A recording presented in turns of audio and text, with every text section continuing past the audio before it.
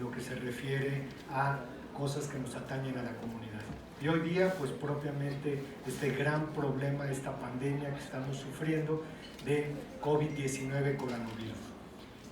Para mí es un gran honor recibir y agradecerle al doctor Luis Espinosa Aguilar que esté aquí con nosotros, porque tiene una agenda muy complicada, muy llena, y que pues en todo momento, desde el momento que lo invitamos, dijo que nos iba a hacer un lugar para la Universidad Latinoamericana.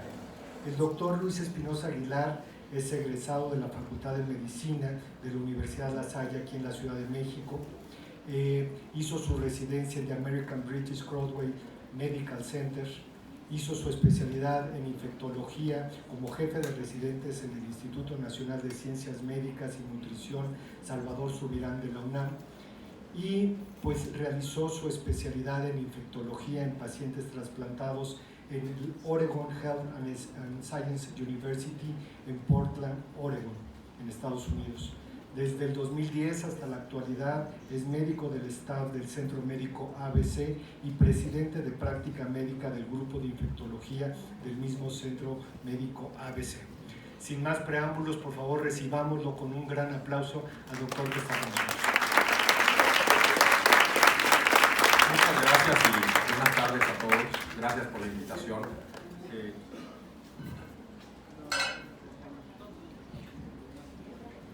Gracias a todos por la invitación. ¿Se oye bien ahí? ¿Se escucha a todos? Pues sí, creo que es algo muy importante de lo que está sucediendo y cambiando prácticamente cada hora. Hay información nueva acerca de esta pandemia que estamos teniendo del coronavirus. Creo que la información es fundamental. Podemos consultar actualmente muchísimas fuentes y honestamente he escuchado algunas fuentes que me parece que no son lo más confiable y que nos pueden dar información que es falsa ante un problema de salud que va a tener repercusiones muy significativas, y que creo que es el momento de estar lo mejor preparados posible. Podemos cambiar la siguiente diapositiva, por favor. Bueno, haciendo una breve introducción, coronavirus son virus que conocemos desde hace muchísimos años. De hecho, estos virus pueden dar un cuadro respiratorio, gripal, como muchos otros virus, y los conocemos desde hace mucho tiempo. Pueden dar enfermedad en humanos y tienen reservorios en animales. Y esta es la forma que estos virus, similar a lo que hace influenza, pueden hacer una mutación y cambiar un poco sus características, que es lo que sucedió ahora. En diciembre del 19 se empezaron a describir casos de neumonía en la ciudad de Wuhan, provincia de Hubei, en China, y el médico que vio los primeros casos reportó a las autoridades chinas que le parecía algo atípico. Se relacionó inicialmente con personas que habían estado en un mercado en la ciudad de Wuhan, un mercado de comida, principalmente de alimentos, y lo reportó a las autoridades, y de ahí empezó todo esto, donde se empezó a detectar un nuevo virus, un nuevo tipo de coronavirus que ahora ya conocemos, diferente a los que teníamos antes. Y se denominó la enfermedad como COVID-19, que son las siglas de coronavirus 19, y esta enfermedad está producida por un nuevo virus, que el nuevo virus se va a denominar SARS-CoV-2, seguramente lo han visto así. Realmente es un término, para ser prácticos, la enfermedad se llama COVID-19 y es una enfermedad producida por coronavirus. Aquí tenemos una foto de donde está la ciudad de Wuhan, en la provincia de Hubei, en China. Y esta es una foto, es una ciudad pues bastante grande, como la mayoría de las ciudades en China. La que sigue, por favor. Hablando un poquito del virus en sí, los coronavirus, conocemos 7 tipos de coronavirus, que insisto, hay algunos que ya conocimos desde antes y que dan una enfermedad gripal, salvo un par que ahorita vamos a tocar un poquito el punto, dan cuadros más severos. Se diferencian en virus de tipo alfa y beta, esto de acuerdo a las proteínas que tienen. Y resalté los virus beta porque a este pertenece el nuevo coronavirus y los otros coronavirus que han dado epidemias previas. Sus proteínas estructurales son estas 5 proteínas. La S, que quizás es importante porque esa es la que le da la forma. Ahorita vamos a ver una representación del virus en donde parece que tiene una corona y por eso se llama coronavirus. Esta es una microfotografía del virus como tal. Como les mencionaba antes, constituyen las infecciones respiratorias en adultos el 5 al 15% de un cuadro gripal inespecífico y totalmente leve a moderado, como nos puede dar a todos nosotros gripa. en algunas ocasiones pueden producir una enfermedad pulmonar severa, como se ha visto con este tipo de coronavirus. La siguiente, por favor. Esta es la representación que les decía, donde parece que tiene estos picos y por eso se le denominó como una coronavirus, ¿no? La siguiente, por favor. Y bueno, estos son los animales que más se han relacionado con el coronavirus y cómo pueden ocurrir estas mutaciones. Yo diría que principalmente, y para esta pandemia, el murciélago ha sido uno de los donde se piensa que se hizo una mutación el virus y entonces producir un nuevo coronavirus. Ha habido epidemias previas como el de los camellos, una epidemia que se llamó MERS, que es otro tipo de coronavirus que sucedió en Arabia Saudita en el año 2012, con una mortalidad mucho mayor que el coronavirus actual. Este es un felino que existe en África y en Asia, que se relacionó a la epidemia de SARS. SARS fue otra epidemia ocasionada por otro coronavirus que sucedió en el 2002 y que afortunadamente se autolimitó rápidamente y con una mayor mortalidad que el coronavirus actual. Y este último es un pangolín, que es una especie de armadillo que fue como un huésped intermediario para esta pandemia, se supone. Se utiliza, en China lo utilizan a veces como comida, pero también se utiliza para trabajo en laboratorios. La que sigue, por favor. Como les mencionaba, y aquí quiero corregirlo antes de que se tome la foto y todo esto, la epidemia de SARS, que fue por un coronavirus previo, fue en el 2002, no 2003, y también se produjo en China. Afortunadamente no se diseminó mucho, aunque sí llegó a Canadá. Hubo varios casos en Canadá y prácticamente ahí se detuvo en América, pero su mortalidad era casi el 10%. Y más grave fue MERS, que esta fue del Oriente Medio, del Medio Oriente, que eso es lo que quiere decir las siglas en inglés, principalmente en Arabia Saudita, con una mortalidad del 34%. Afortunadamente se limitó a una región y fueron muy pocos los casos con una mortalidad tan aumentada. Estos son también coronavirus, diferentes tipos de coronavirus que se relacionaron con estas epidemias. La que sigue, por favor. ¿Cuáles son las condiciones adecuadas para una pandemia? Pues son las ideales, desafortunadamente o afortunadamente, ¿no? La comunicación y el comercio, pues nunca el mundo había estado tan globalizado como ahora. La comunicación por todos lados, vuelos a todas las ciudades, un hacinamiento importante. Bueno, China, qué decir, ¿no? Tienen ciudades con muchísima población. Por ejemplo, Wuhan tiene 11 millones de habitantes nada más y China 2.8 millones de habitantes. Entonces la propagación del virus fue pues en el país ideal para que se pudiera propagar de esta forma. Y por otra parte tenemos la pobreza y en algunos países los malos servicios de salud, países de tercer mundo como el nuestro, donde creo que podemos ser un poco más vulnerables. La que sigue, por favor. ¿Qué puede favorecer que una pandemia sea más grave? Pues que es una población susceptible, y desafortunadamente aunque es un tipo de coronavirus, es un tipo nuevo, entonces ningún humano tenía defensas. O sea, cuando uno le da una infección, formas defensas, formas anticuerpos, entonces ya te vuelves un poco menos susceptible para infecciones futuras de este tipo. Pero este coronavirus es nuevo, es un virus emergente, entonces ningún humano había estado en contacto con este tipo de coronavirus. O sea, la población susceptible, todos los seres humanos. Contagiosidad, pues es la capacidad de un agente, o en este caso de un virus, de transmitirse en tiempo y persona. Se ha visto que este virus tiene una capacidad de transmisión muy eficiente, por eso se ha diseminado a tantos países. Y la tasa de mortalidad, que es la virulencia, que en este caso es una virulencia o una mortalidad, para entenderlo, menos que las epidemias previas que ya describí por otros coronavirus, por supuesto mucho menos que otras enfermedades más graves, como sonó mucho el ébola recientemente, pero la mortalidad es mayor, por ejemplo, que influenza. Que influenza tenemos casos todos los años, y todos los años se mueren miles de pacientes de influenza, y la mortalidad de este coronavirus o COVID-19 es mayor. La que sigue, por favor. Estos son los países afectados. Bueno, pues este es un mapa que a grosso modo podemos ver, y cada día va cambiando. Probablemente este mapa, que lo tomé hace unos días, pues ya está desactualizado y hay más países con casos. Esta es una aplicación de Johns Hopkins, que es un centro médico en Estados Unidos muy reconocido en la ciudad de Baltimore, que se actualiza inmediatamente, ¿no? Y lo podemos bajar con una aplicación. Hasta ayer en la noche este era el número de casos, que son 126,000 casos. Ahí tenemos el número de muertes. Aquí no salió toda la página, pero te desglosa inclusive los países, los casos reportados, etcétera, etcétera. Y también ese número verde importante, ¿no? El número verde que está hasta arriba, 68,000 son los que están recuperados. Hay algunos que faltan por poner en ese número, evidentemente, porque tienen que pasar un proceso de semanas para decir que está recuperado el paciente y que seguramente será más grande. La que sigue, por favor. Bueno, el número ahí de casos hasta ayer en la noche, seguramente ya aumentaron ahora. Entonces, el SARS-CoV-2, que así se llama el virus que da esta enfermedad, es un virus que tiene una facilidad para contagiarse. Su periodo de incubación es de 1 a 14 días. ¿Qué quiere decir esto? Que si yo hoy voy y me contagio o alguien me contagia de este virus, puedo tener manifestaciones el día de mañana, un día, o hasta 2 semanas después.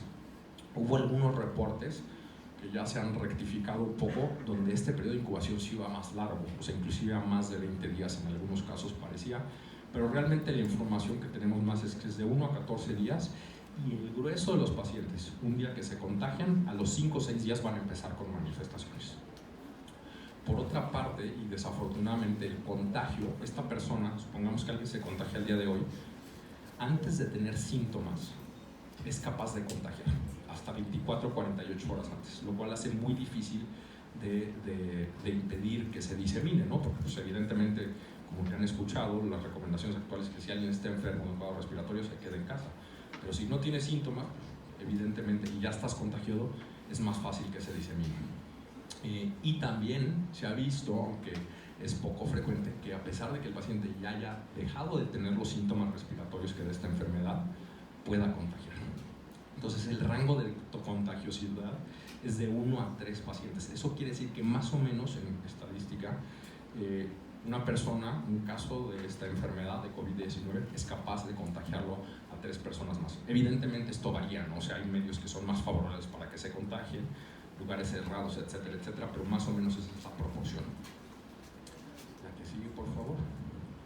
¿Cómo se transmite? Bueno, pues con microgotas, los americanos les dicen droplets, que son estas microgotas que podemos sacar, pues evidentemente este señor que está estornudando y que no lo hace de forma adecuada, además o tosiendo, se debería haber cubierto. También al hablar las despedimos, no nos damos cuenta, a veces hablamos y despedimos un poco de estas microgotas al estornudarnos. Como ya lo había mencionado, el contagio se puede dar hasta en pacientes o en personas asintomáticas antes de que empiecen con manifestaciones clínicas. Se han hecho estudios en evacuaciones en heces y se ha visto que aunque se detecta el material del virus, no pensamos que este sea un medio de transmisión eficiente. En resumen, la transmisión es por estas microgotas, esa es la parte más importante. El problema es que estas microgotas pueden quedar por ahí. O sea, si yo agarro y ahorita estornudo, y agarro el micrófono y luego le paso el micrófono al doctor, y el doctor lo toma y se talla la cara, eso es una forma de contagio muy eficiente. No ha habido tampoco casos de transmisión perinatal, ¿qué quiero decir con esto? De mujeres embarazadas que vayan a tener un bebé y que el bebé pueda transmitirse, pero también toda esta información y en general todo lo que estoy dando es muy dinámico y puede cambiar. Estamos empezando a ver el principio de la película y vamos a tener más información en los próximos meses. La que sigue, por favor. ¿Cuál es el cuadro clínico de las manifestaciones? Pues lo más frecuente es fiebre. Más del 90% de los casos tienen fiebre, 95-98%, seguido de tos. Fiebre y tos es como la combinación más frecuente, y de ahí vienen otros síntomas como mialgias y artralgias, que eso es como el dolor muscular o el dolor en articulaciones, lo que comúnmente llamamos a veces como que el paciente refiere cuerpo cortado, así le decimos. Cefalea, que es el dolor de cabeza. Ocasionalmente puede dar síntomas gastrointestinales como una diarrea. Y evidentemente uno de los síntomas claves, y este sí es un síntoma de alarma, es la disnea. ¿Qué quiere decir la disnea? Que el paciente le falte el aire, que el paciente no pueda respirar bien. En este cuadro que puse acá fueron las manifestaciones que evidentemente las publicaciones de China y la información que viene de China es muy importante, pues, porque ellos han tenido el grueso de los casos, y estas son las manifestaciones que tuvieron: fiebre, tos seca, fatiga, tos productiva, o sea, con expectoración, dolor de cabeza, estas mialgias, a veces una sensación como de opresión en el pecho a la hora de toser. Escalofríos fueron las más importantes, pero fiebre y tos yo las pondría como las más altas. La que sigue, por favor. Desafortunadamente voy a hacer antes de hablar de esta diapositiva, es muy difícil que con los síntomas podamos decir que alguien tiene esta enfermedad. O sea, si se fijan, son síntomas similares, muy parecidos a influenza o a muchas otras infecciones respiratorias virales que tenemos todos los días. Entonces, es muy difícil decir con la clínica, no, pues este paciente va a tener esto. Ahorita tenemos que enfocarnos un poco a que el paciente tenga un cuadro compatible, manifestaciones, y tenga factores de riesgo. Factores de riesgo hasta ahorita son viajes. Yo creo que en el futuro ya no van a ser viajes, porque está prácticamente en todas partes del mundo. Afortunadamente, el 80% de los casos son leves a moderados. Eso quiere decir que el paciente va a tener estas manifestaciones, un poco de fiebre, un poco de tos, cuerpo cortado, unos días, y se le va a quitar. Y no le va a pasar absolutamente nada. Se va a recuperar por completo. Estos pacientes, muy importante, no requieren estar en un hospital. Eso es muy importante. No deben de estar en ningún hospital estos pacientes. Sí deben de, a lo mejor, acudir a documentar el caso, que ya hablaremos un poquito más adelante de cuál es lo más prudente de hacer, pero no deben de quedarse hospitalizados. No tienen indicación. ¿Por qué? Porque esto nos puede dar problemas a la larga. Si yo hospitalizo a un paciente joven, que oxigena perfectamente, que ya lo revisé, que no tiene ningún dato de complicaciones, sano, no tiene otras enfermedades, y lo hospitalizo y está junto a un paciente de un cuarto que tiene un paciente que está en diálisis, o que es diabético, o que tiene 90 años y tiene antecedentes de infarto, pues puedo complicar las cosas seriamente. Estos pacientes se deben ir a casa, preferentemente, y estar en un aislamiento que por el tiempo de incubación que les hablé previamente debe ser de 2 semanas. Debe estar en casa y no debe estar en contacto con nadie, porque esa es la forma de evitar que esto se propague. El 14 al 15% de los casos son severos, y estos son los casos que pueden hacer una infección que no se quede en la parte superior de la vía respiratoria, sino que se baja al pulmón. Pueden hacer una neumonía. ¿Cómo me puedo dar cuenta de esto? Bueno, pues a la hora de revisar al paciente, de auscultarlo, de tomarle una radiografía y ver que la radiografía de los pulmones tienen algunas manchas. Un dato que nos puede sugerir esto es que a la hora de tomar oxigenación de los pacientes, la oxigenación esté baja, o que el mismo paciente te refiere a una falta de aire. Estos pacientes sí requieren de hospitalización y estar monitoreándolos, hidratarlos bien y ver que esto no progrese. Y finalmente, el 5% de los casos son graves. Estos casos graves pues, son pacientes que requieren terapia intensiva y que muchas veces van a requerir un soporte mecánico ventilatorio. ¿Qué quiere decir esto? Que el paciente va a tener que ser intubado y una máquina va a tener que hacer la función de su respiración. Y estos son los más graves. Hasta ahorita, de todo el número de pacientes que hay, la mortalidad ha sido alrededor del 3%. Cambia un poco, pero más o menos estamos en esta cifra. Vamos a hablar un poquito más adelante de lo que quiere decir esta cifra y realmente dónde pensamos que va a estar el número cuando ya tengamos todos los casos. La que sigue, por favor. Bueno, este es, perdón porque está en inglés, pero creo que es bastante clara la diapositiva. Los casos leves a moderados, pues la mayoría van hacia la recuperación. Un porcentaje bajo de los casos moderados va hacia un desenlace negativo y puede fallecer. Y evidentemente los casos más severos o críticos son los pacientes que tienen mayor riesgo de mortalidad. Podemos dar otro. El 10 a 15% de los casos moderados, o sea que no están muy graves, progresan a lo largo de los días a casos severos. O sea, no quiere decir que porque el paciente al principio se sienta bien, no puede en los días subsecuentes empezarse a sentir peor, que le falte el aire, que su oxigenación baje. Y 15-20% de los casos severos van a progresar a casos críticos, que son los pacientes que van a necesitar estar intubados en una terapia intensiva y que tienen el riesgo más alto de mortalidad. La que sigue, por favor. Entonces, como ya quedamos, después de que un paciente se contagia, el promedio son 5 o 6 días después de que se expone que empiece a tener las manifestaciones clínicas. Y la recuperación, el paciente que se contagia, que empieza con los síntomas, los casos leves a moderados se tardan 2 semanas en recuperarse. O sea, paulatinamente se les va quitando la tos, se les quita la fiebre, dolor de cabeza, el cuerpo cortado, etcétera, etcétera. Los casos más severos, los que hacen una neumonía, tardan más en recuperarse, evidentemente, pueden tardar hasta 3 a 6 semanas. Los casos que desafortunadamente han fallecido, más o menos el promedio de inicio de sus síntomas que fallecen es entre 2 a 8 semanas. Es muy alto el rango, porque también depende del soporte que tenga el paciente, de cuándo haya sido detectado, qué tan grave o en malas condiciones llega a un hospital, para que tenga más tiempo, ¿no? Afortunadamente, y lo digo también con cautela porque no tenemos muchos datos de esto, los niños parece que tienen cuadros más leves comparados con los adultos. falta ver algunas de esas cosas. Hay situaciones que se han comentado que no nos pueden dejar ver si realmente los niños, y sobre todo los niños más pequeños, tienen un cuadro tan leve. En general, y en medicina y en infecciones, yo les diría que normalmente las personas más susceptibles, porque su sistema de defensa naturalmente baja, es en los recién nacidos, en los más pequeñitos y en los ancianos. O sea, el sistema inmunológico en los extremos de la vida es menor. Pero los datos que tenemos hasta ahora sugieren que los niños tienen casos más leves. La que sigue, por favor. Bueno, esta gráfica creo que es muy clara y muy importante.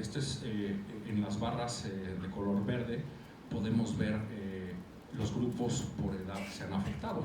Principalmente son adultos, arriba de los 20 años, teniendo un pico en los 50, 59 años y descendiendo un poco más, afortunadamente, hacia los más ancianos, que son los más vulnerables. Y la línea amarilla es la mortalidad. Y claramente la podemos ver, que arriba de los 50 años es donde la mortalidad empieza a subir. Mientras más edad tenga el paciente, más riesgo de tener alguna complicación y de fallecer. La que sigue, por favor. La mortalidad estimada, ya les había yo hablado de un 3%, que es más o menos donde estamos ahorita, pero hay que entender una situación. No todos los pacientes que han tenido este virus se han diagnosticado. De hecho, estamos seguros que en China, por ejemplo, a pesar de que se hizo una detección a muchísimos pacientes, hubo seguramente muchos pacientes que cuando empezaron a ver esto les dio gripa, se quedaron en casa, no buscaron un doctor, no tenían síntomas leves, no se hicieron prueba. Eso aumenta el número de casos. Y el número de muertos en general se queda más o menos igual, porque son los pacientes que buscan asistencia a fuerza y llegan a un hospital. Entonces, si tienes más número de casos con el mismo número de muertes, la mortalidad finalmente es un poco mejor. Expertos en el mundo piensan, pero eso falta de ver en los próximos meses y cuando tengamos toda la información, que la mortalidad va a estar más o menos entre el 0.5 y el 3.5%. Es un número grande que está muy variado, pero más o menos en eso es lo que se piensa que va a estar. Si lo comparamos, por ejemplo, con influenza, le damos la siguiente diapositiva, influenza es el 0.1%. Cada año se mueren miles de personas de influenza y es el 0.1%. O sea que aún así este virus parece ser más grave y más agresivo. La que sigue, por favor. Bueno, ¿cuáles son los grupos de riesgo? Ya lo mencioné varias veces: los ancianos, la gente de mayor edad, las personas que además tengan enfermedades cardiovasculares, que hayan tenido un infarto, que tengan la presión alta y descontrolada, etcétera, etcétera. Enfermedades respiratorias, el paciente que es fumador, que tiene enfisema pulmonar, el paciente asmático, etcétera, etcétera.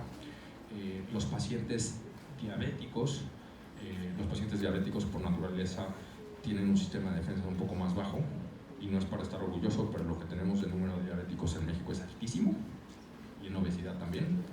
Y los pacientes inmunosuprimidos, o sea, los que tienen las defensas bajas. ¿Quiénes son estos pacientes? Pues un paciente con VIH, que a lo mejor no está tomando tratamiento, un paciente que tiene cáncer y está en quimioterapia, un paciente que tiene un trasplante, por ejemplo.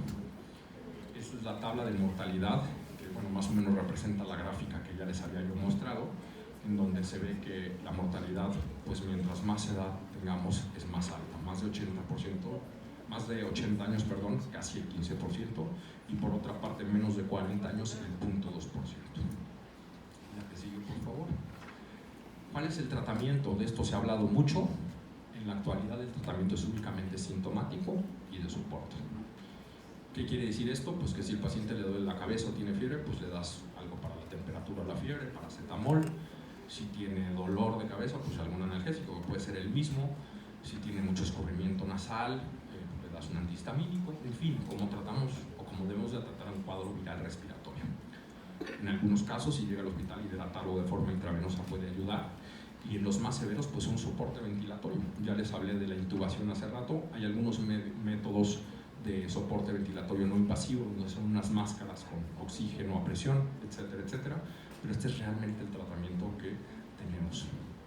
No hay medicamentos aprobados aún. Sé que han leído mucho y escuchado mucho en las redes de medicamentos que se han probado, e inclusive de otras cosas, a lo mejor de medicina alternativa, por llamarlo así. No hay nada aprobado aún. Sí hay muchos protocolos, o sea, ya hay centros en el mundo donde se están usando medicamentos. Por ejemplo, este primero que se llama Remdesivir, que es un antiviral que se utilizó en la epidemia de SARS.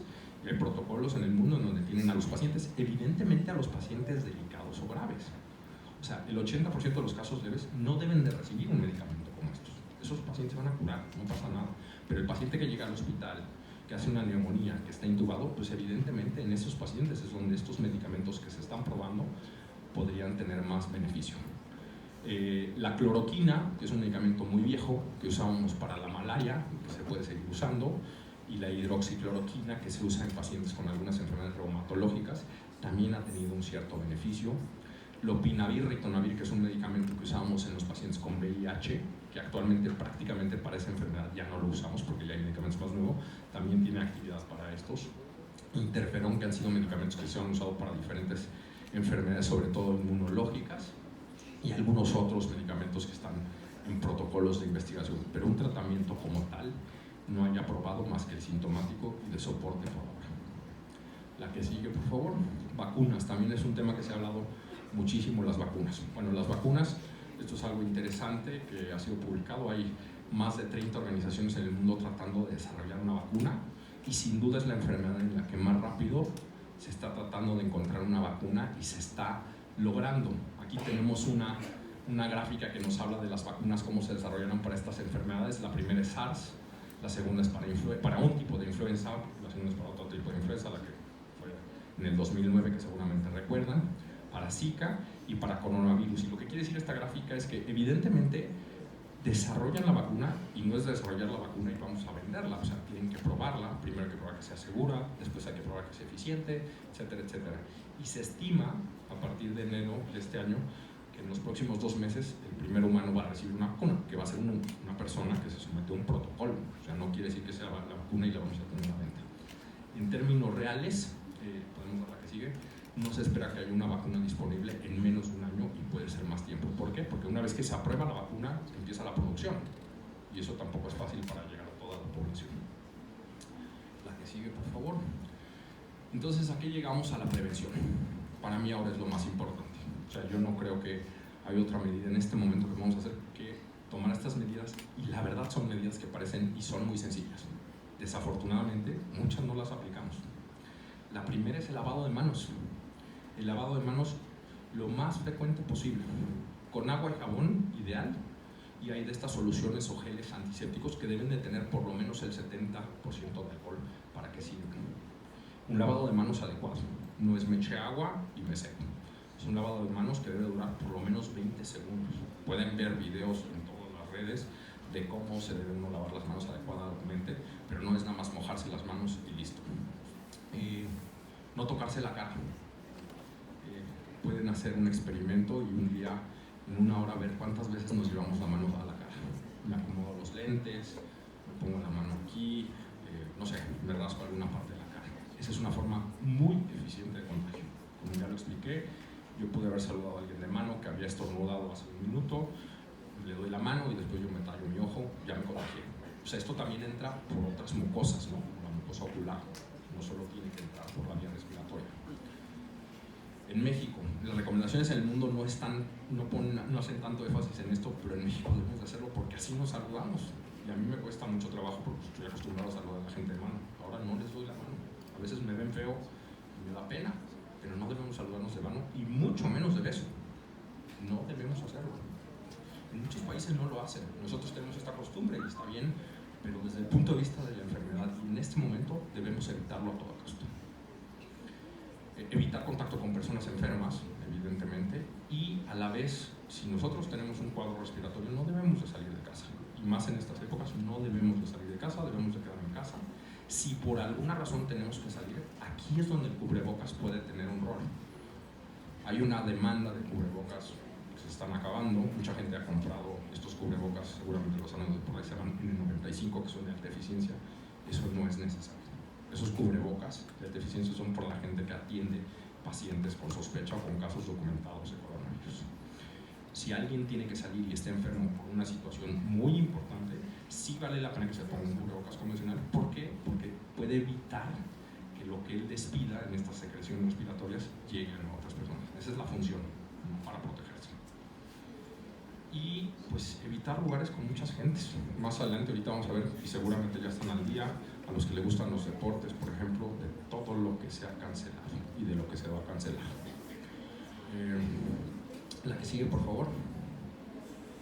En China, por ejemplo, ¿qué hicieron? En China aislaron por 10 días en su casa a 1.4 billones de personas.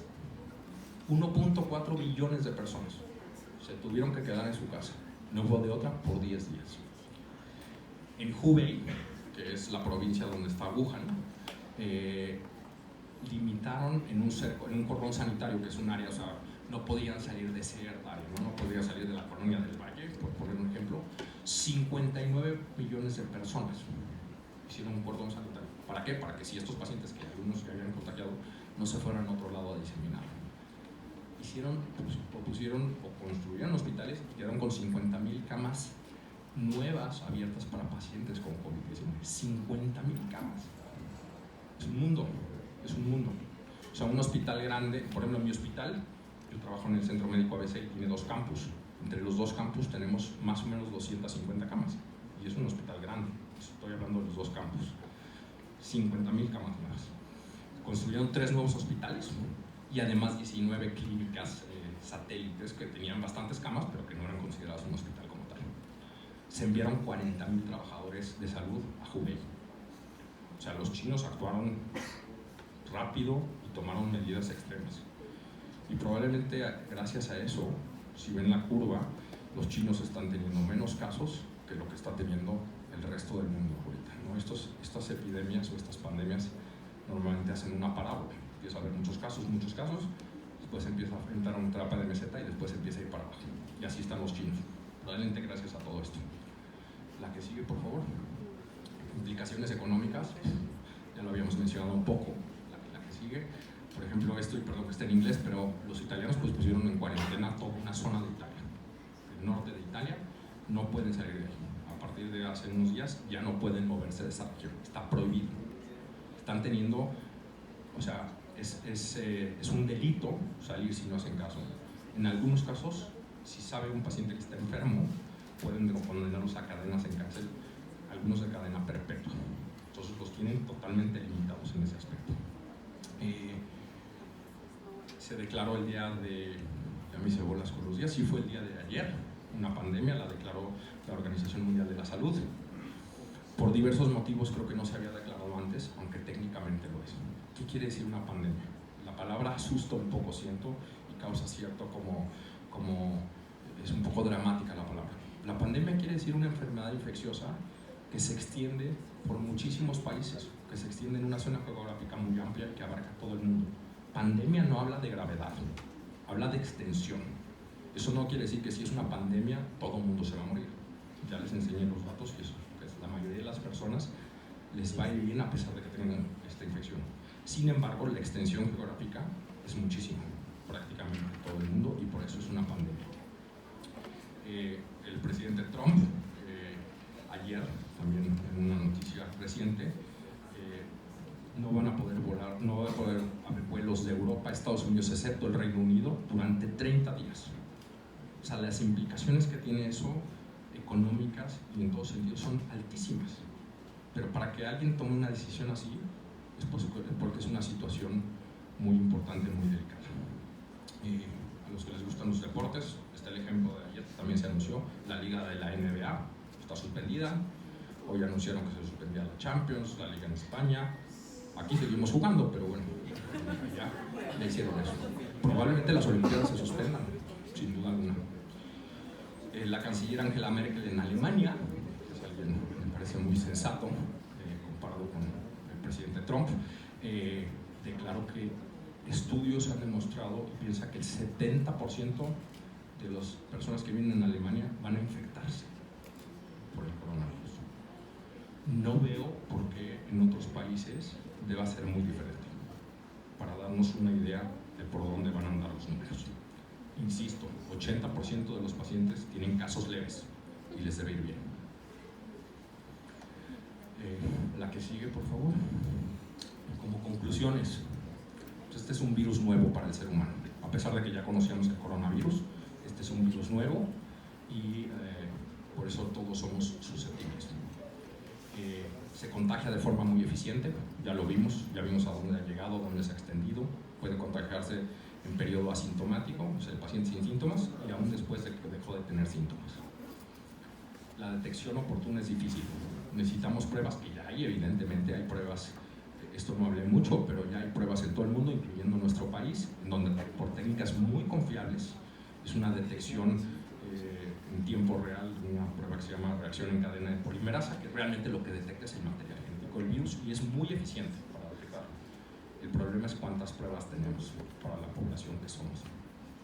Como una anécdota, cuando venía para acá, hace más o menos una hora, yo estaba en el hospital de Santa Fe, recibí 6 llamadas y ahorita mi celular sonaba como 7, de urgencias, porque estamos haciendo un triage.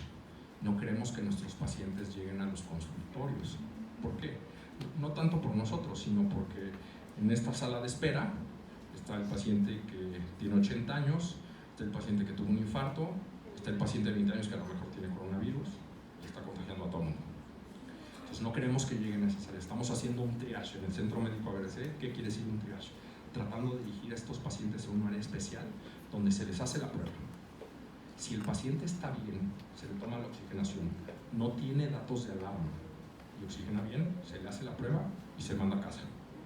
Te quedas 14 días en tu casa, te vamos a decir cómo sale la prueba. Y si sale positiva, nada más confirma que tiene que estar aislado. Eso es lo que hay que hacer. Si queremos llevar a todo el mundo a los hospitales, a un centro, esto va a ser desastroso porque entonces vamos a contagiar realmente a los pacientes vulnerables. Y eso es lo que queremos proteger. No existe un tratamiento, ya lo comentamos por ahora, aunque probablemente haya un medicamento en el futuro. La tasa de mortalidad más o menos alrededor del 3%, pero también depende mucho de los servicios de salud. O sea, los pacientes que van a necesitar una camilla de terapia intensiva, tomando los números que hay, es ver si tenemos este número de camas de terapia intensiva en el país, en la ciudad, etcétera, etcétera.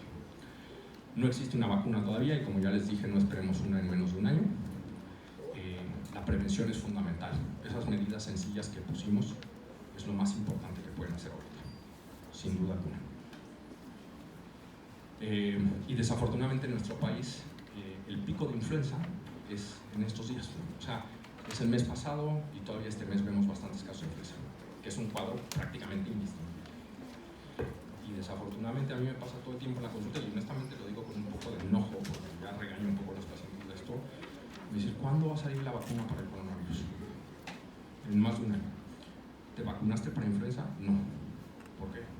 Porque me dijeron que hacía daño. O sea, esas son las... De verdad, esa es la respuesta. Esa es la respuesta. Las vacunas no son perfectas. La vacuna de influenza te protege un 60%. Yo por lo que me dedico me ha dado con vacuna, que me vacuno cada año, 3 o 4 veces influenza. Pero eso no quiere decir que no siempre. Es mejor 60% que no. Si nos vacunamos más gente, vamos a evitar que haya más propagación de influenza. Y científicamente es imposible que la vacuna, y estoy hablando de influenza porque eso es un ejemplo que va a seguir un poco a esto, la vacuna de influenza te cause la enfermedad. Eso es imposible. A veces te queda un poco adolorido el brazo, el hombro, te puede dar un poco de fiebre, que es muy raro, pero no te da la infección. Eso es muy importante, porque como está estructurada, eso es imposible. A pesar de la vacuna, te puede dar. Pero el mensaje es ese, es una de las medidas más importantes que podemos tomar en cuanto salga una vacuna para esto. Y por supuesto hay cosas como la coinfección que ya se han estado viendo en estudios nuevos. Los virus facilitan infecciones bacterianas. O sea, el paciente que se complica con una neumonía viral, como es el coronavirus o el COVID-19, puede facilitar que se sobreinfecte por una infección bacteriana. De hecho, por ejemplo, los pacientes que están intubados con un ventilador, ese es un factor de riesgo para tener una neumonía. Entonces, evidentemente es algo que puede complicar las cosas aún más. Eso no quiere decir que tengan que recibir antibiótico todos los pacientes que tengan esto, para nada. Los antibióticos sirven para los virus, no sirven, perdón, los antibióticos sirven para las bacterias, no sirven para los virus, perdón. Y pues el último punto, nuestro sistema de salud, sin duda, y no hay que esconderlo, tiene muchas limitaciones, sobre todo en este tiempo. Lo hemos visto antes de que llegara esto, que había lugares e institutos nacionales de salud donde había carencias importantes. Entonces estamos no es el mejor momento para que llegue esto a México. Ya llegó, yo creo. Esta gráfica que es del País, que es un periódico muy importante, pueden ver la línea amarilla fue H1N1, cómo empezaron de repente los casos a irse para arriba. La primera línea es la de COVID-19. Vean el crecimiento exponencial que tiene. España y Estados Unidos tuvieron algunos días o semanas, tenían 5 o 6 casos, 7, y ahorita empezaron a despegar el número de casos. Yo creo, espero estar equivocado, pero yo creo que eso es lo que va a pasar en México y va a pasar en las próximas semanas. Evidentemente, nuestra detección no es buena, entonces va a haber casos que no se van a diagnosticar, pero de que va a haber muchos más casos, estoy seguro. Creo que esa es la última.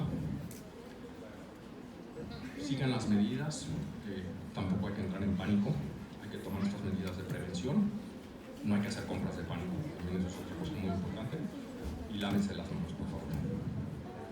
Esa es la última, muchas gracias. Bueno, pues quisiéramos abrir el panel de preguntas, de respuestas, y bueno, yo quisiera empezar con la primera.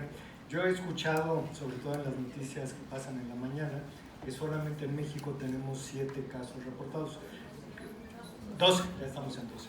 ¿Cree usted que sea cierto, doctor? La verdad no creo. La verdad yo creo que nuestra detección deja mucho que desear.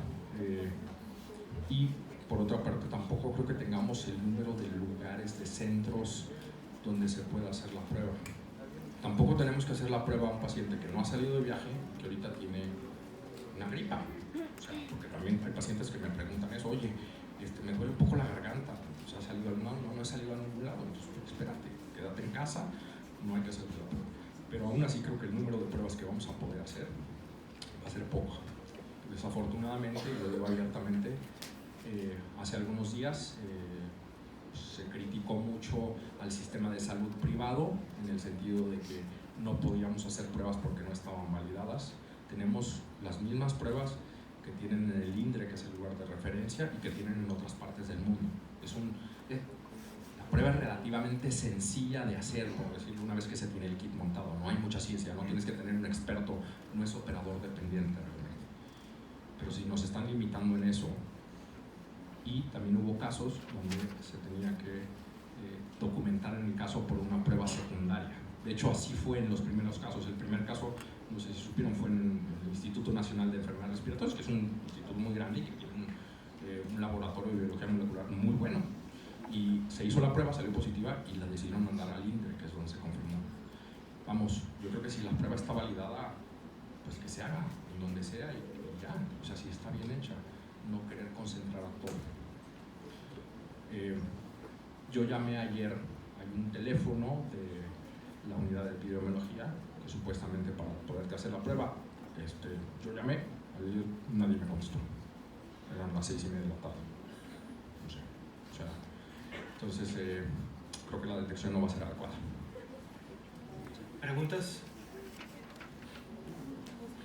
Por parte de los presentes, allá arriba, perdón. Tengo una pregunta, Doc. Sí. Disculpe, por ejemplo, si pasara de que el coronavirus empezara a mutar, que ya se declaró pandemia, ¿no?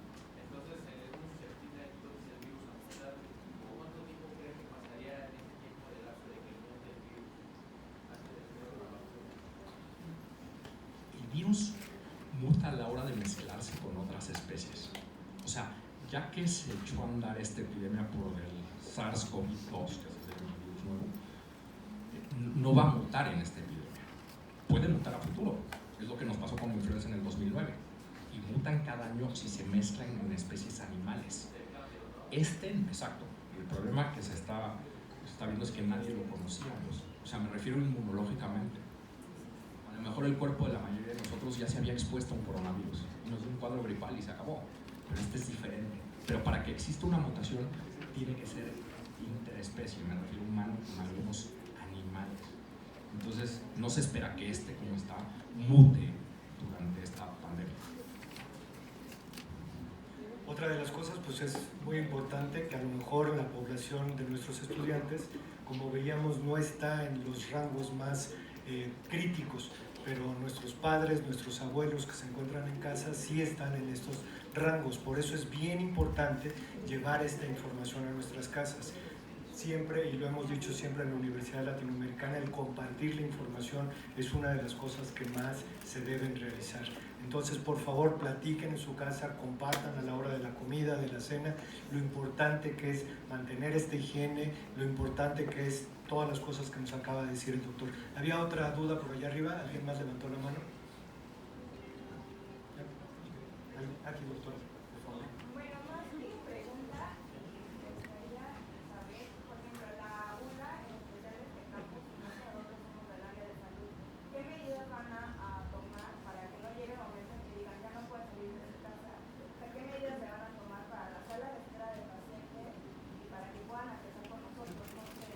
Sí, propiamente Lotus Education, y esta fue una de las primeras medidas que se dijo, tenemos que empezar con conferencias y ya se está trabajando en toda una cuestión de educación y vamos a empezar a repartir pues geles y ver que todos los baños estén equipados con jabón y agua y que estén hasta donde se puedan las cosas. Y pues otra de las cosas es que procuremos ya no estarnos ni saludando tan cariñoso como lo hacemos, no dar besos, no tomar la mano, y obviamente las medidas que se van a tomar en la clínica van a irse reportando en los 3 planteles que tenemos de la salud, pero van a ser para todos los planteles en general del grupo ULA. Sí, sí. O sea, siento que en sala de espera sí se debería obligar a todos los pacientes a pasar al baño a la hora de lavarse las manos. también nosotros en el acceso de las sí.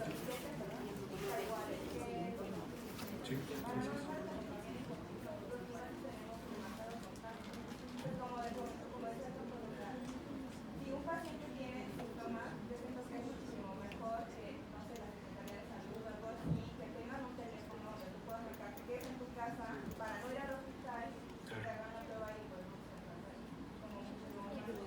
Sí, yo paso la información inmediatamente, aunque sé perfectamente que esta conferencia la están viendo las personas de Lotus, la están viendo todas las personas de ULA, se estarán tomando las medidas de inmediato.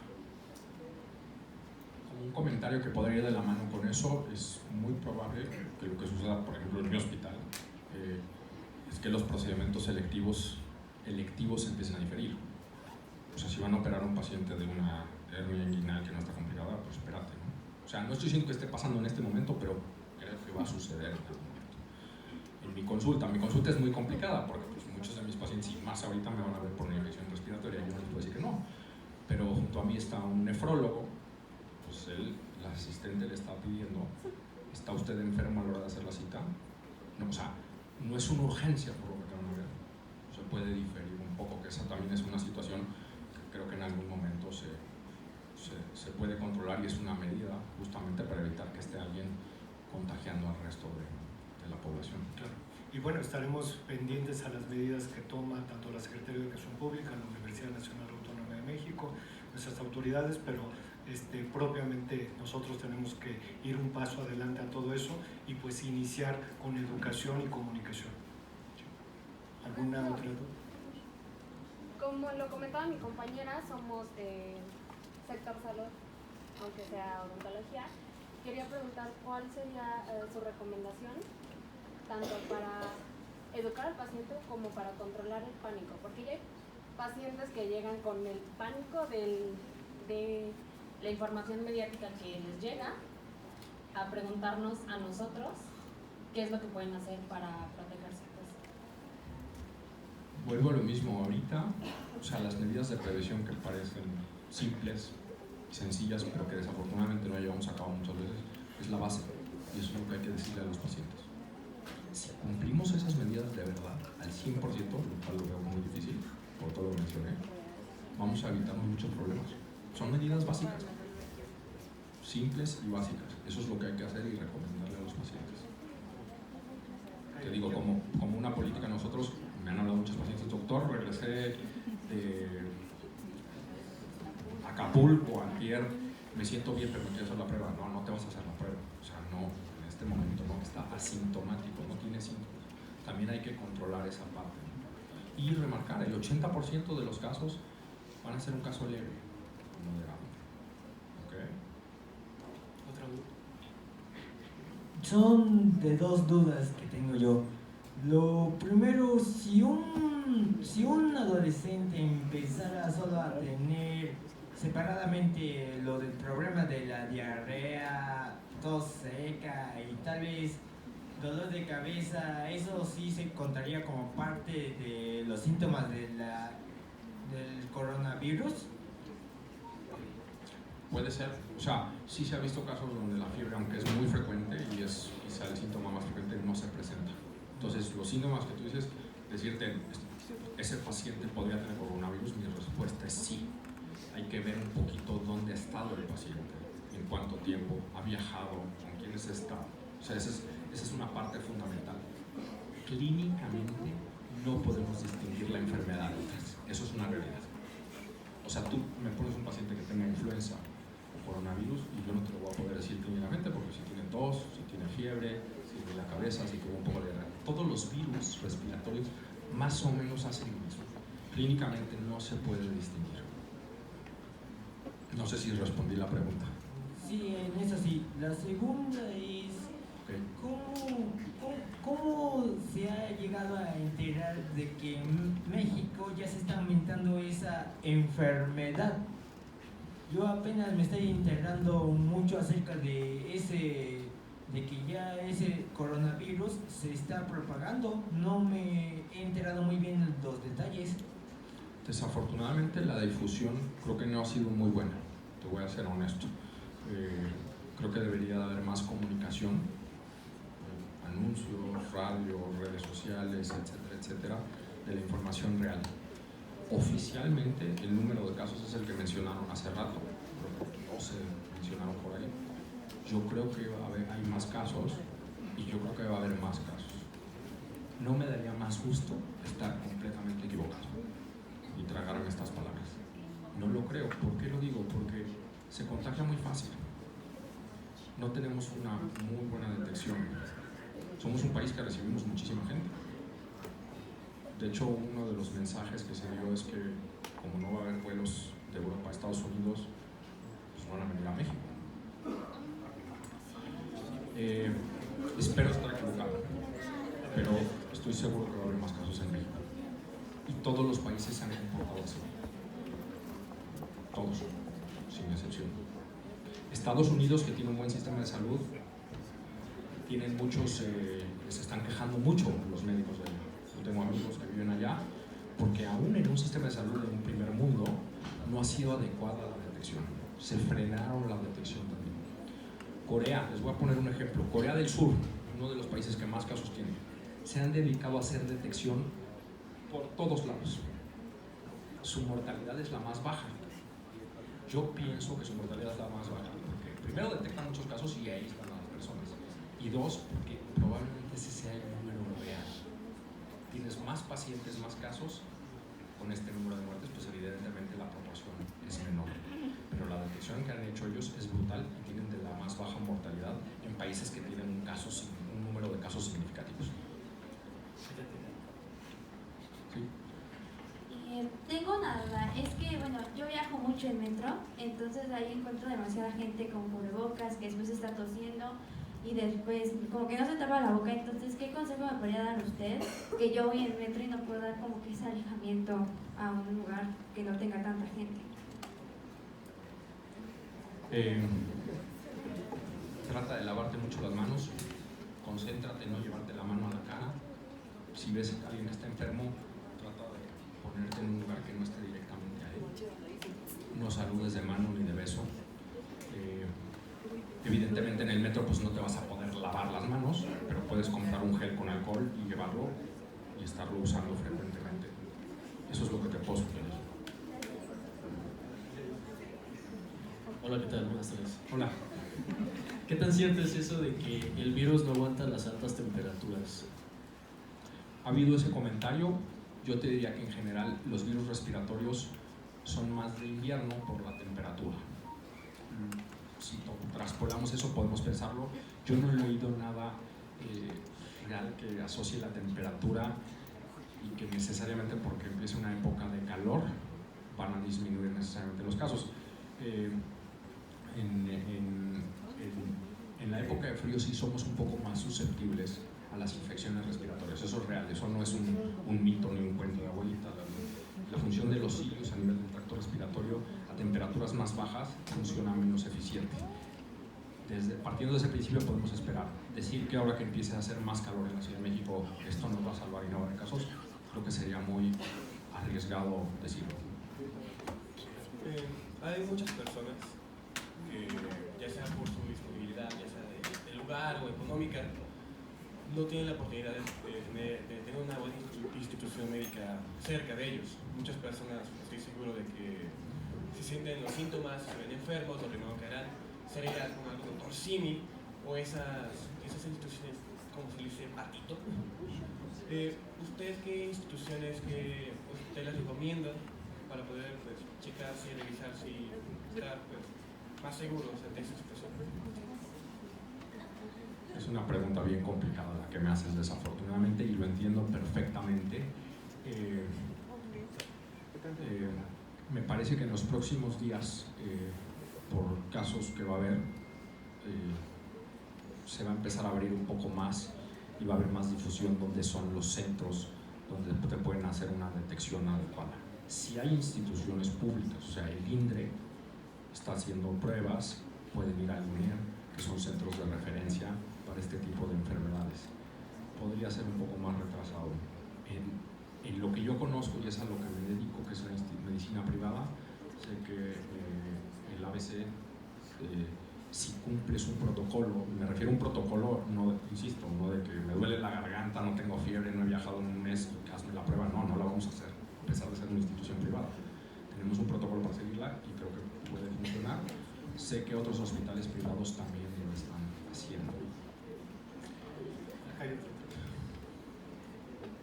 Con las cifras actuales que tenemos o que nos ha mencionado en su presentación, ¿en cuántas semanas podremos determinar que esto es crítico y nosotros como población nula, en este caso soy administrativo, en qué tiempo podríamos esperar o qué cosas podríamos hacer para evitar que esto suceda con nuestra población estudiantil?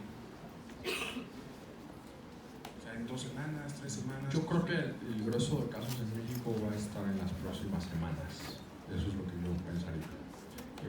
2, 3 semanas a lo mejor van a empezar a haber muchos más casos. Y entonces a lo mejor pasaremos a otra fase. A una fase que ya no es tanto de prevención y esto, sino de más aislamiento. A ver, los chinos, bueno, respecto a los niños creo que no lo mencioné y era importante. Los niños les fue bien, pero cerraron todas las escuelas. O sea, cerraron las escuelas. Podría pasar algo así en el futuro, no lo descarto. Y la segunda, ¿qué condiciones deberíamos generar en nuestras oficinas para, pues, de alguna manera limitar o reducir un poco esta probabilidad de contagios? Perdón que sea tan repetitivo, pero es las medidas básicas. Me han dicho del Lysol, de echar, o sea, las medidas básicas. Eso. Si quieren hacer las medidas básicas y además poner un desinfectante, háganlo. Pero no por poner un desinfectante en aerosol, quiere decir que ya no tienes que lavar las manos, ni que no tocarte la cara y este tipo de cosas. O sea, medidas básicas. Nuestro sector salud no es muy eficiente, que digamos, de acuerdo a las pruebas, como usted dice. No sé si nosotros, como usted en su hospital particular, tenga alguna detección o una prueba que pueda no cobrarse como tal, pero pueda generarlos aquí en México, porque no dice que no hay como esa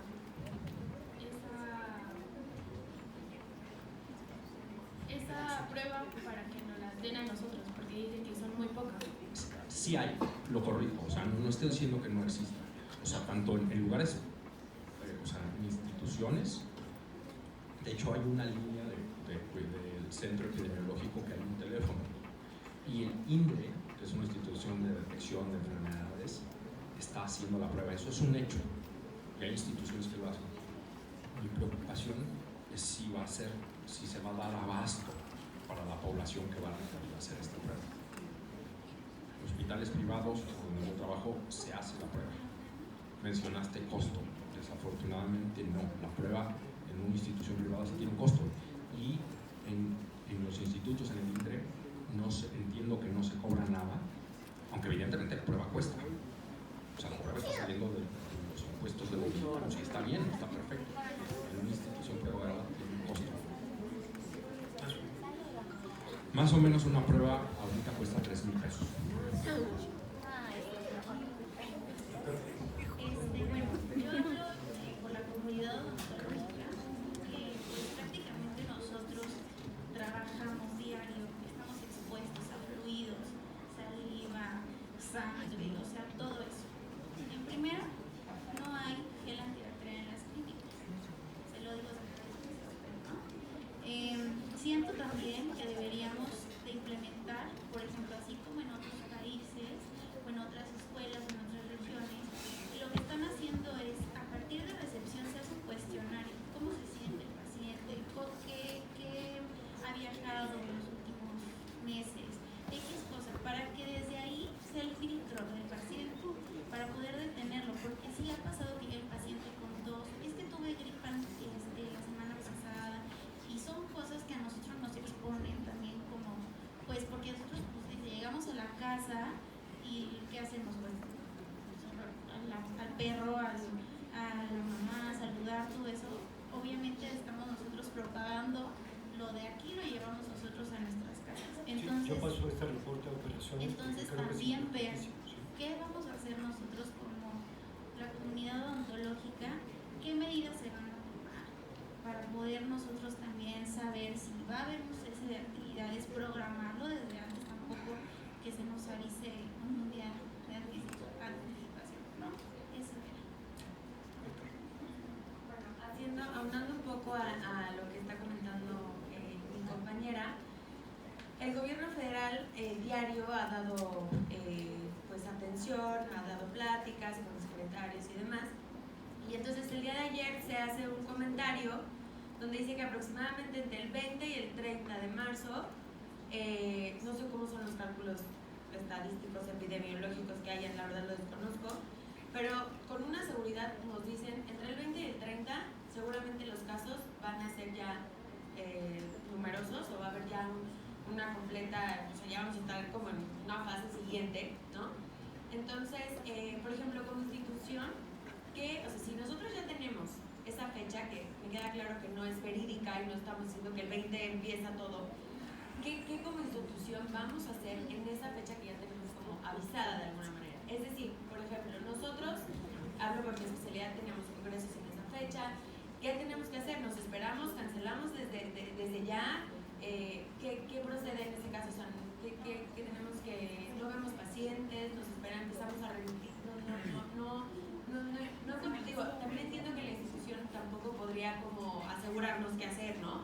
O no sé si es esperarse que las secretarías den más parámetros o más pautas y atenderlas.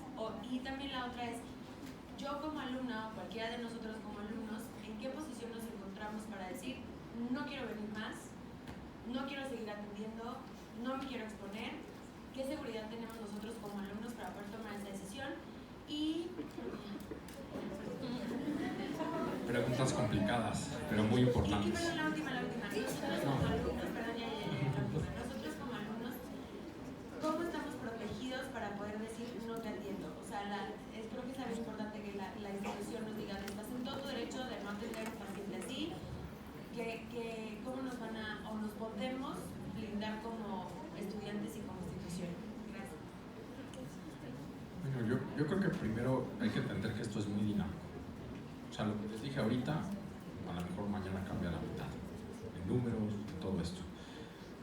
Creo que decir, aunque creo que están en lo correcto de los días que mencionaron, pues también decir unas fechas está aventurado. Yo creo que hay que ver cómo se va comportando esto, es muy dinámico, y día a día tomar una determinación, insisto, o sea, yo creo que en algún momento en cualquier institución de salud, pública, privada, formativa, se tendrá que hacer un triage, y ese triage quiere decir solo voy a atender a los pacientes que tienen una urgencia.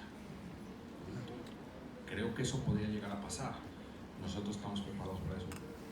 De los derechos que tienes, honestamente no estoy preparado para contestarte.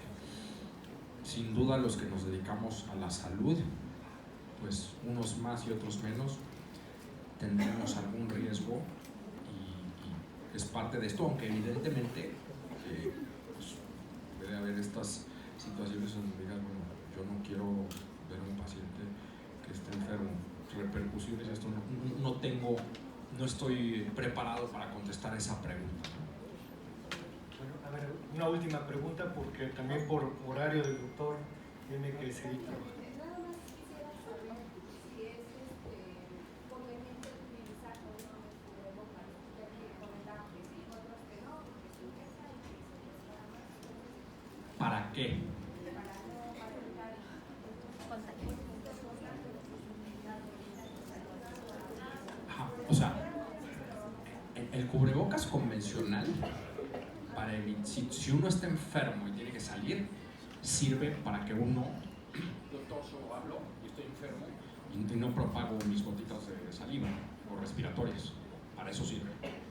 El cubrebocas convencional, porque voy en un lugar concurrido y mi vecino de aquí tiene COVID-19 y va a estar estornudando, ese cubrebocas no me va a proteger. Por supuesto, el cubrebocas, ya hablando de un cubrebocas de alta eficiencia como el famoso N95, en las personas que atienden un paciente o que van a estar en cuidado de un paciente, y sobre todo si hay secreciones respiratorias, se recomienda más porque es más eficiente, también hay que saberlo utilizar. Se tiene que poner de forma adecuada. O sea, uno de los principios de este cubrebocas es que es hermético, bueno, o mucho más hermético que lo que es el cubrebocas convencional que usamos. Decir a la población en general, pónganse cubrebocas porque esto los va a proteger, convencional, no. Si uno está enfermo y va a salir, sí, para evitar diseminar un poquito lo que uno tiene. A ver, nada más, ¿cuál es el tiempo de vida del virus en superficies o que pueda ser contagioso? Buena pregunta. Se piensa que horas. O sea, si yo dejo un Kleenex ahí, me acabo de sonar y estoy enfermo, puede estar ahí y puede ser contagioso. Se habla de horas. No lo sabe. Te digo, hay muchas cosas que todavía no sabemos, pero sí se puede. Sin duda se puede. O sea, contagiarte, eso médicamente le llamamos fomites y sin duda puede ser un medio de contagio. Por supuesto no porque esté ahí, o sea, si hay algo que está contaminado ahí, si yo lo tomo, insisto, y la mano, pues, a ver, el celular en la cara, ¿no? Ahí está mi cara, o sea, ya, ese es un medio de contagio. pues bueno, Miguel, dos cosas muy importantes. La primera, yo les prometo, tanto las escuelas aquí presentes como las que nos están viendo a distancia, que todo este reporte de todas estas inquietudes que están ustedes plasmando y que están ustedes diciendo en este momento serán utilizadas para corregirlas, para que veamos cómo se van subsanando poco a poco todas estas cosas, y estaremos atentos a lo que nos diga la Secretaría de Salud, la Universidad y el Gobierno Federal. Y la segunda, pues principalmente agradecerle al doctor Luis Espinosa por esta plática, y quisiera que todos lo despidamos con un fuerte aplauso.